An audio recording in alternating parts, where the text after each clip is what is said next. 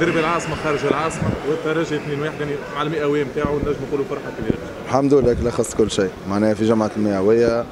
فيكتوار في دربي باهيه برشا تفرح برشا الاحباء نتاعنا اللي غايبين اليوم اللي كانوا قعدت لهم في قلبهم حبوا يجيوا معناها حبوا يكونوا حاضرين ولو اني انا تكلمت في دي ميكرو اخرين قلت نورمالمون اليوم لو 6 جانفي البارح ذكرى وفاة الزقاو بالها كان جات الدنيا دنيا راهو دربي في راس بالزوج جماهير ودخله منا بالها والزقاو الله يرحم الله يرحمهم ولكن الله غالب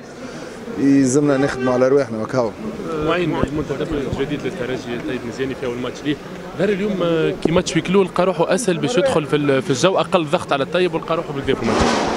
يمكن ما تعرف اللي نورمال اليوم جمهور اسبيرونس يستقبل يمكن من الكونترول الاولاني يدخلوها اكثر في الجو اما تبارك الله عليه الوليد عنده شخصيه باهيه في الملعب هذاك علاش انا با ايزيتي باش نهبطوا يلعب ميم سي دربي الوليد ظهر اللي ما يستحق باش يلعب. معين غايلين بعد نزيلوا لصناف الشباب يرجع اليوم ويرجع المباراه. غايلان سمعت برشا كلام انا على تهبيطه هاي جات فرصه باش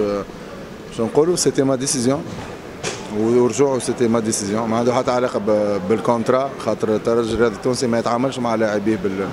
بالفاسون هذيك يبدا اون فان كونترا داير مش هو بركه فما 9 جوارات ولكن غايلان خلينا نقول لك كيما خويا صغير سي انو دو جيري معناها لي سيتياسيون هذوكم نعرفوا كيفاش تصرفوا مع جواراتنا نعرفوا وقتاش ولو انه ما نقولوش عقاب خلينا نقولوا واحد معناها نقرصوه شويه نجدوا له شويه وذنيه ما يسالش كيما خونا غيلان عندنا ثقه فيه وعنده فينا ثقه دونك